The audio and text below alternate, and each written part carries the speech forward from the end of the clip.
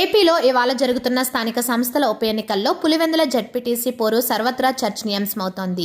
జగన్ సొంత నియోజకవర్గంలో జరుగుతున్న ఈ పోరును టీడీపీ ప్రతిష్టాత్మకంగా తీసుకుని ఎమ్మెల్సీ బీటెక్ రవి భార్య లతారెడ్డిని బరిలోకి దింపింది.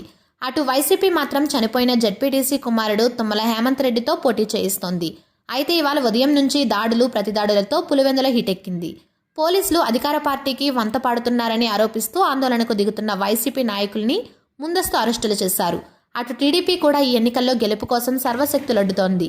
మధ్యాహ్నం 12 గంటలకు 45% పోలింగ్ ముగిసిన ఈ ఉప ఎన్నికల్లో గెలుపు తమదేనని టీడీపీ ధీమా వ్యక్తం చేస్తోంది.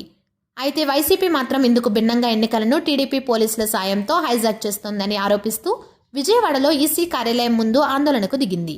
మరోవైపు పులివెందులలో జెడ్పీటీసీ ఉప ఎన్నిక జరుగుతున్న తీరుపై టీడీపీ అభ్యర్థి మారెడ్డి లతారెడ్డి సంతృప్తి వ్యక్తం చేశారు. గత 40 ఏళ్లలో ఎన్నడూ లేని విధంగా పులివెందులలో ఎన్నికలు ప్రశాంతంగా జరుగుతున్నాయని లతారెడ్డి తెలిపారు. తన ఓటు హక్కు వినియోగించుకున్న తర్వాత మాట్లాడిన ఆమె అక్కడక్కడ వైసీపీ గొడవలకు ప్రయత్నిస్తోందని, మొత్తం మీద ఎన్నికలు మాత్రం ప్రశాంతంగా జరుగుతున్నాయని వెల్లడించారు. కడప ఎంపీ అవినాష్ రెడ్డిని పోలింగ్కు ముందే అరెస్టు చేసి బయట ప్రాంతానికి తరలించారు.